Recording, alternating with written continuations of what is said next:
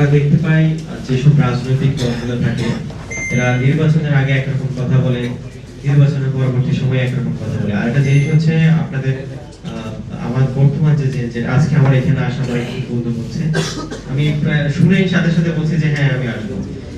আমরা এখন পর্যন্ত যারা জেনজেট প্রজন্ম আছি, অন্য যে কোনো রাজনৈতিক দলের তুলনায় আপনাদের প্রতি আমাদের একটু আস্থা জায়গাটা আছে যে আপনারা আপনাদের যে কথাগুলো বলেন, আমার মনে হয় যে আপনারা কাউকে গুনায় ধরে কথাগুলো বলেন না যে অমুক দেশ, অমুক রাষ্ট্র কিংবা অমুক সংগঠন আমাদের বিরুদ্ধে চলে যাবে। আপনারা যদি কখনো ক্ষমতায় যেতে পারেন, আপনাদের এই যে বোল্ড যে স্পিচ এগুলোকে আপনারা ধরে রাখবেন কিনা?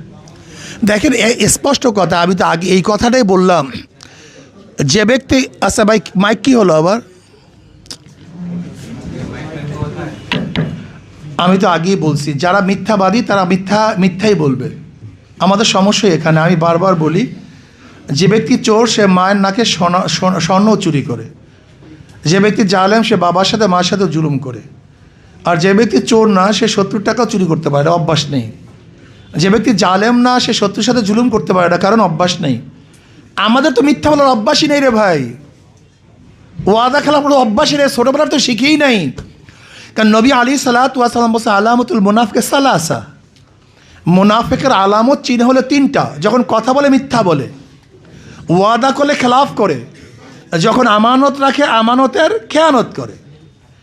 মুসলিমের রওয়ায়াতের মধ্যে আসছে ওয়া ইনসাল্লাহ সামা, যে ব্যক্তি মিথ্যা বলে, ওয়াদার খেলাফ করে এবং আমানতের খেয়ানত করে, সে ব্যক্তি যদি নামাজও পড়ে রোজাও রাখে, সে ব্যক্তি মুনাফিক।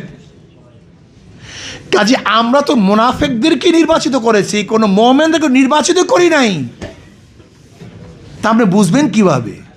এর জন্য বলছি, যারা সত্য কথা বলে, সত্যবাদীদের কথা আমরা গুরুত্ব দেই না, কারণ মিথ্যার সয়লাবে আমরা সব কিছু মিথ্যা মনে করি না। এই মিথ্যার সয়লাবে এখনও কিছু সত্যবাদী আছে। আশা করি ইনশাআল্লাহ যা কিছু বলি এগুলি ইনশাআল্লাহ করার চেষ্টা করব, বাকি আল্লাহ পাকের ইচ্ছা। শাইখ অনেকগুলো প্রশ্নের উত্তর দিয়ে ফেলেছেন, এর বাইরে কারো কোনো প্রশ্ন থাকলে বলতে পারেন। আপনি বলছেন যে আর কি অনুজদের, তারপরে হচ্ছে জেনজিদের গড়ে তোলার কথা, তো এই গড়ে তোলার প্রসেসটা কি হবে সেটা যদি একটু এটা সবাইকে নিয়ে ইনশাআল্লাহ প্রসেস করব।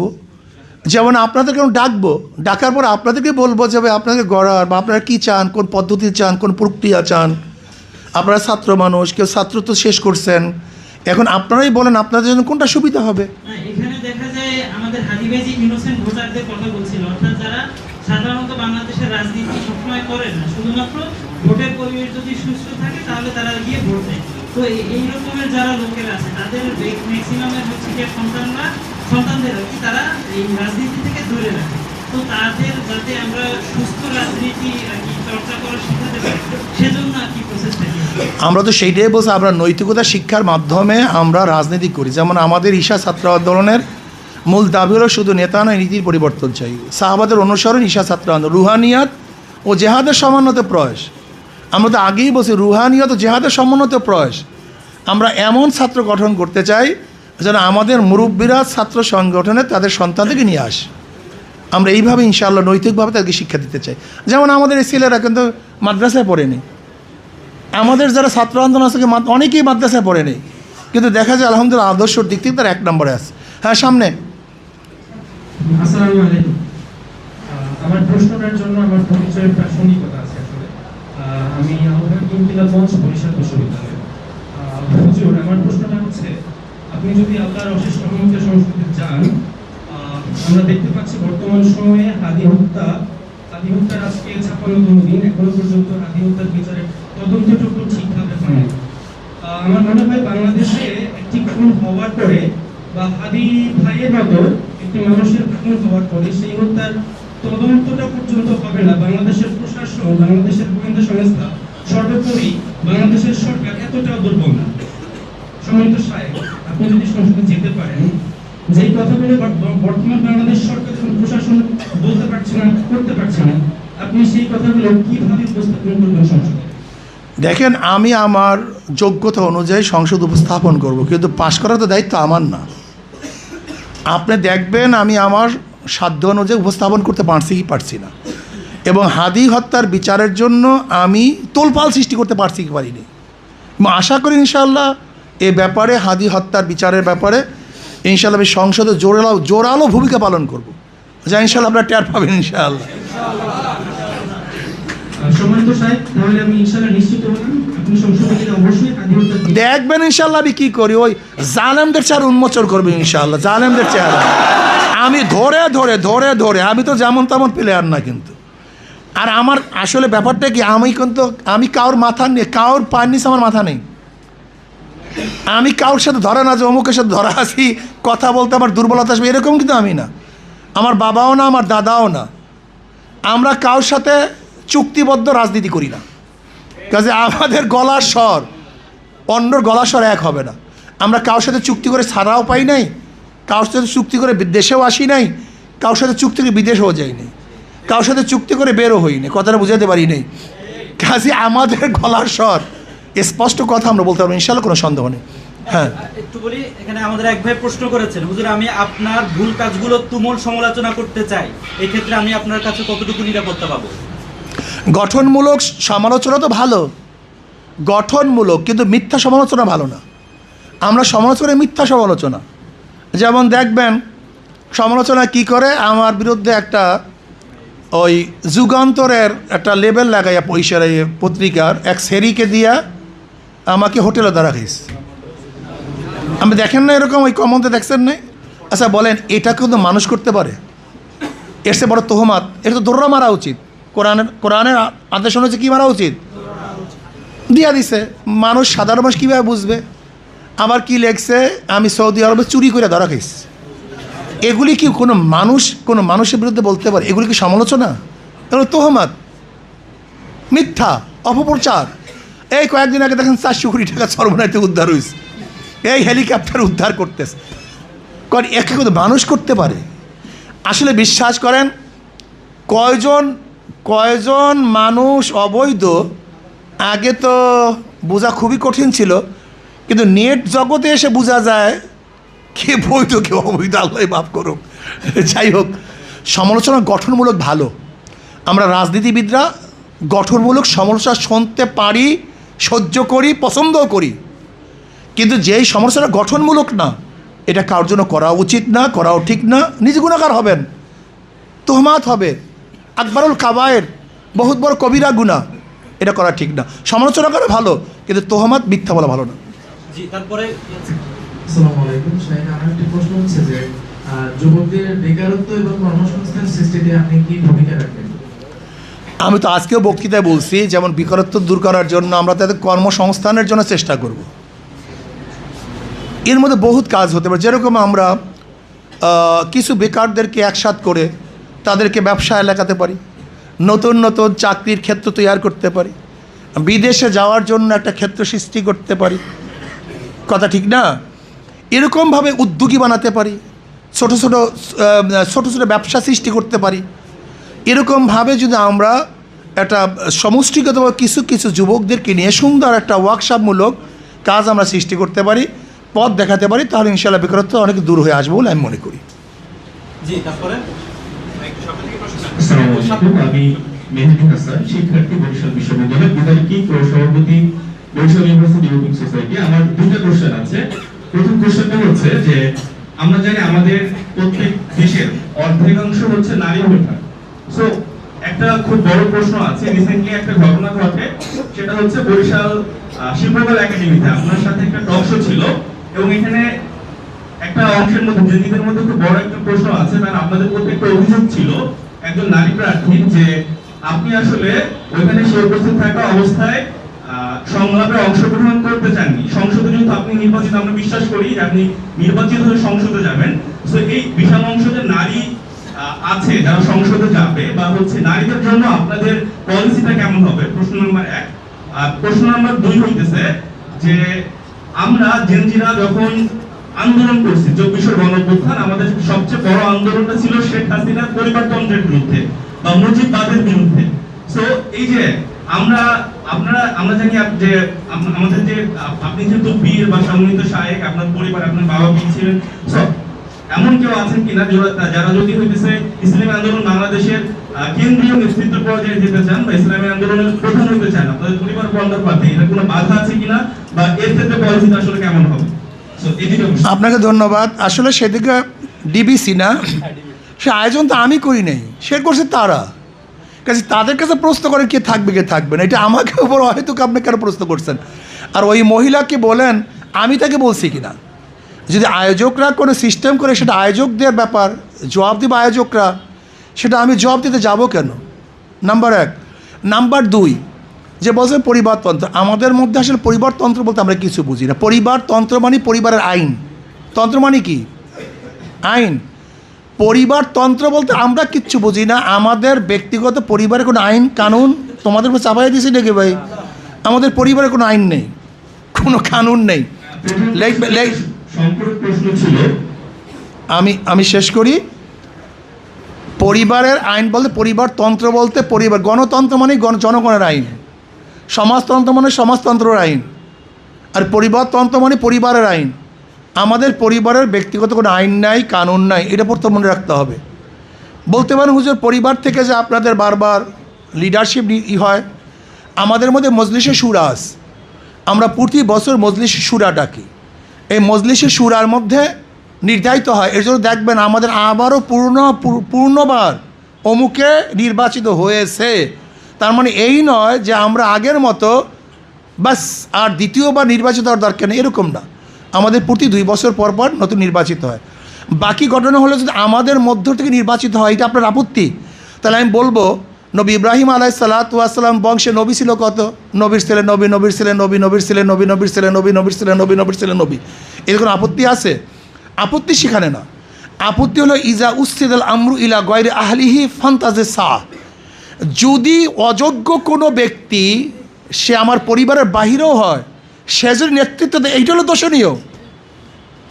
আচ্ছা বলেন তো, ডিসির ছেলে ডিসি, ডিসির ছেলে সিলি ডিসি হয়, আসমানকে আপত্তি তুলছে? জজের ছেলে জজ, জজের ছেলে আরও গৌরব, কুলের মায়ও জজ ছিল, এই ছেলেটাও জজ, এটা গৌরবের বিষয়। কিন্তু দেখতে হবে তার মধ্যে যোগ্যতা আছে কি নাই।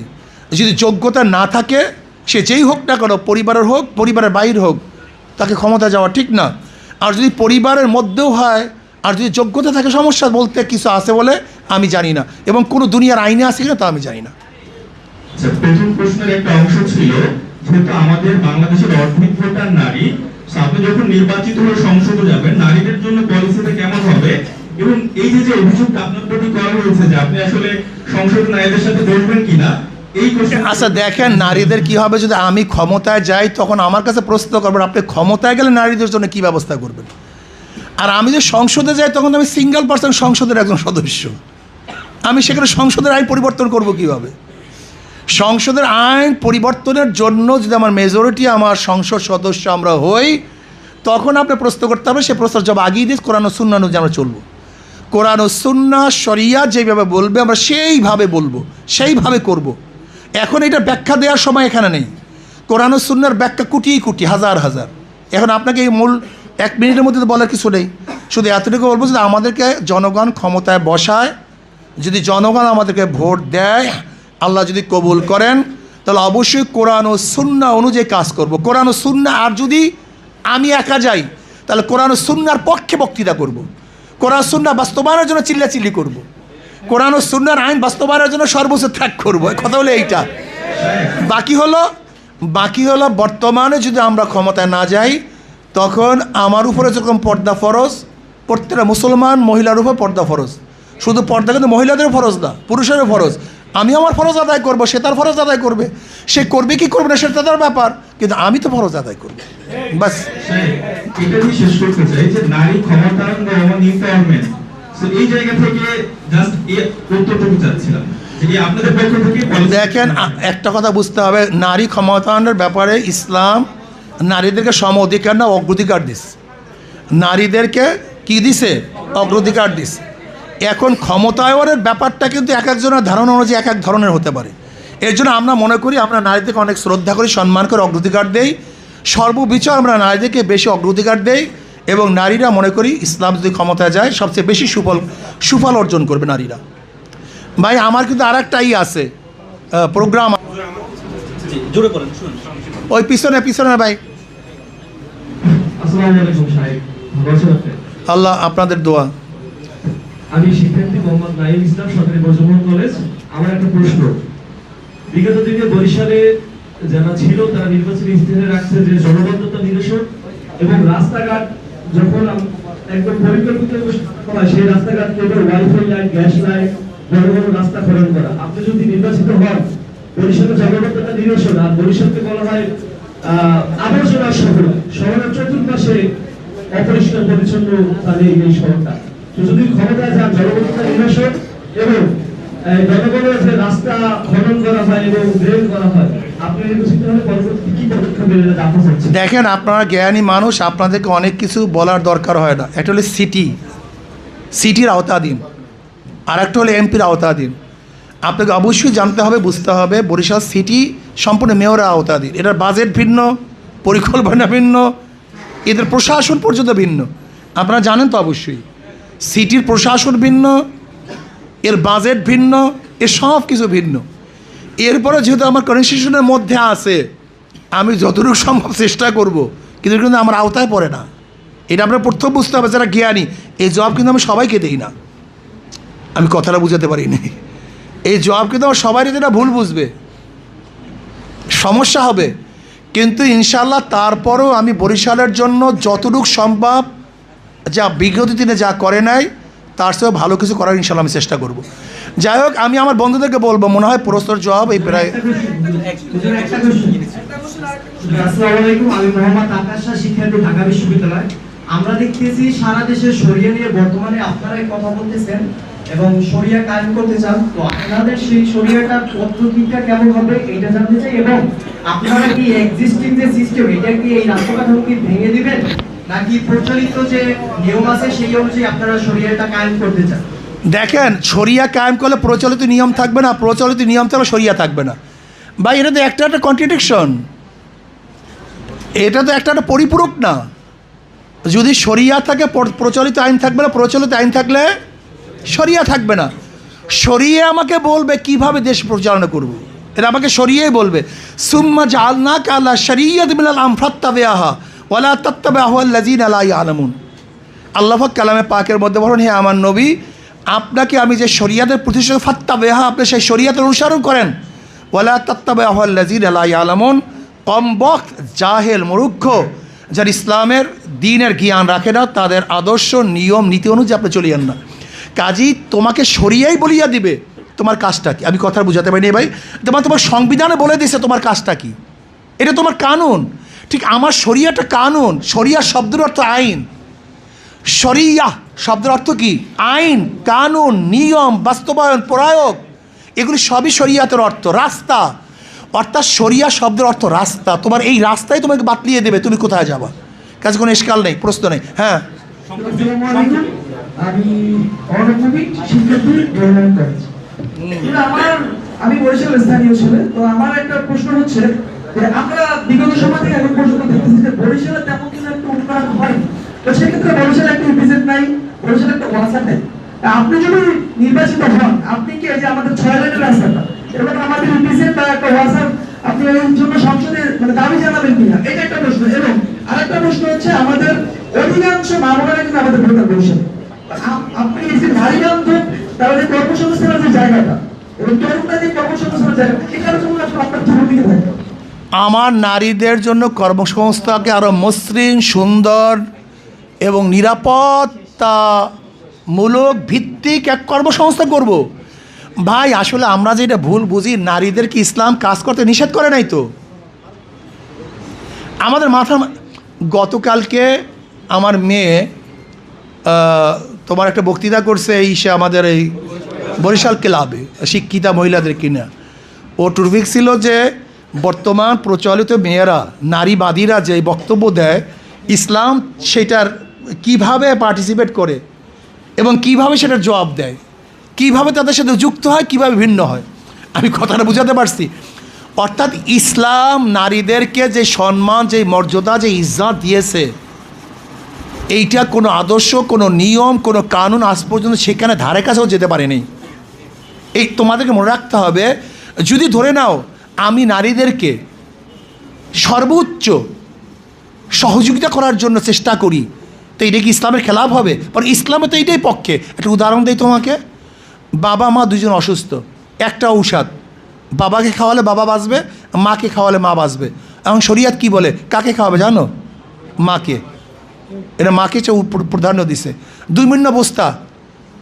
এখন তোমার স্বামীও আছে, স্ত্রী আছে, এখানে কে তুলবে? কথা বলো। কেন সমাধিকার দাও, স্বামী তুলবে কেন? সমাধিকার দাও, স্বামী তুলবে কেন? না, এখানে ইসলাম নারীকে অগ্রাধিকার দিছে। এটা স্বামী তুলবে, এটা স্ত্রী তুলবে না।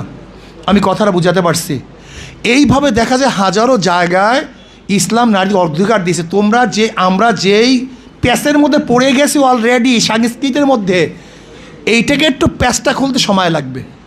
আচ্ছা বলো তো, আমার মেয়ে সে নারী না? আমার স্ত্রী কি সে নারী না?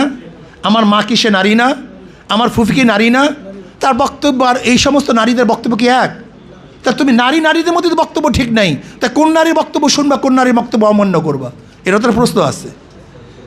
তুমি কোন নারীর কথা মানবা, কোন নারীর কথা মানবা না, এরও তো প্রশ্ন আছে। এখন তুমি যদি বলো নারী বলতে অমুক নারী, তাহলে আমার মাকে, আমার বোনকে, আমার মেয়েকে, আমার স্ত্রীকে। যাই হোক, তোমাদের এই তর্কে এখন যাব না। তোমরা এতটুকু মনে করো, বর্তমানে আমাদের নারীদের ভোট 80% ইসলামের পক্ষে। যদি আমরা ইসলামওয়ালারা নারীবাদী না হই, তো ইসলামের ভোট 80% কেন মহিলাদের হবে? এটা কেন বুঝো না তোমরা? আমি কথাটা বুঝাতে পারছি? তার মানে ইসলাম নারীদেরকে মর্যাদা দিয়েছে, পণ্য বানায়নি, পতিতা বানায়নি। এইটি হলো ওদের আপত্তি। আচ্ছা বলো তো, এখন পাশ্চাত্যরা যে আইন কানুন চাপিয়ে দেবে, এখন যদি তারা বলে যে আমাদেরকে লিভ টুগেদার করতে হবে, এখন এইটাই কি আইন? এইটাই কি স্বাধীনতা? এখন যদি কেউ আমাদেরকে বলে ট্রান্সজেন্ডার করতে হবে, এইটাই কি আমাদের স্বাধীনতা? এখন যদি কেউ বলে যে আমরা কি করব, এই সমকামী করব, এইটাই কি স্বাধীনতা? আসলে আমাদের মাথার মধ্যে ওরা একটা পোক ঢুকায় দেয়। কথা বুঝাতে পারছি? তার মানে ইসলাম নারীদেরকে অধিকার দিয়েছে, স্বাধীনতা দিয়েছে, আরও বেশি দিবে। এখন যাই হোক, তোমরা অনেক প্রশ্ন করে জবাব দিয়েছি। আসসালামু আলাইকুম হুজুর, আমি অনেকদিন পর্যন্ত অপেক্ষা করতেছি আপনার সাথে এই কথাটা বলবো। আমি বরিশাল বিশ্ববিদ্যালয়ের আইন বিভাগের শিক্ষার্থী এস এম ওয়াহিদুর রহমান। তোমারই তো দরকার, বলো। হুজুর, আমি যে প্রশ্নটা করতে চাচ্ছিলাম, যে ইসলামী ছাত্র আন্দোলনের যারা প্রচার, যে সমর্থকরা যখন প্রচারে যায়, তখন একটা কথা বলেন, যখন জনতা বলে যে আপনারা ক্ষমতায় আসেন নাই, তখন অথবা আপনারা যে পলিটিক্স করতেছেন, আমরা দেখতেছি যে পলিটিক্যাল বাইন্ডারির বিরুদ্ধে আপনারা স্ট্রং হয়ে দাঁড়াইতে পারেন না, তখন তারা একটা উত্তর দেয় যে না, আমরা ক্ষমতার রাজনীতি করি না, আমরা করি হচ্ছে শুধু আমরা ইসলামের জন্য রাজনীতি করি। তো আমার কথা হচ্ছে কি, আপনি কি এটা মনে করেন না যে আসলে আপনারা ক্ষমতার রাজনীতি করতেছেন না, আপনারা ইসলামের রাজনীতি করতেছেন? কিন্তু 24-এর পরে যেই ন্যারেটিভে, এখন তো আমরা ন্যারেটিভের রাজনীতি চলে বর্তমানে, তো এরপরে আমরা এখন যেটা বুঝি জনতার রাজনীতি, মানে মানুষকে ধারণ করার যে রাজনীতি। আমার দেশের মানুষ, আমার দেশের পলিটি কি চিন্তা করতে আছে, সেই অনুযায়ী নিজের বক্তব্যকে জনতার সামনে উপস্থাপন করার রাজনীতি। তো আমরা সেই জনতার রাজনীতি থেকে সরে যাচ্ছি কিনা, এক। এবং দ্বিতীয় একটা কোশ্চেন, সেটা হচ্ছে আমি অনেকে বলে যে ইসলামী ছাত্র আন্দোলন এবার ক্ষমতায় যাওয়ার সম্ভাবনা তৈরি হয়েছে, অথবা ইসলামী ছাত্র আন্দোলন অথবা ইসলামী আন্দোলন এবার একটা কড়া প্রতিদ্বন্দ্বিতা করবে। তবে আমি যেটা বরিশালবাসী হিসেবে, একটা বরিশালের সন্তান হিসেবে আমি যেটা চাই, এইবারই ইজ দ্য টাইম ইসলামী আন্দোলনকে এইবারই ক্ষমতায় যাইতে হবে।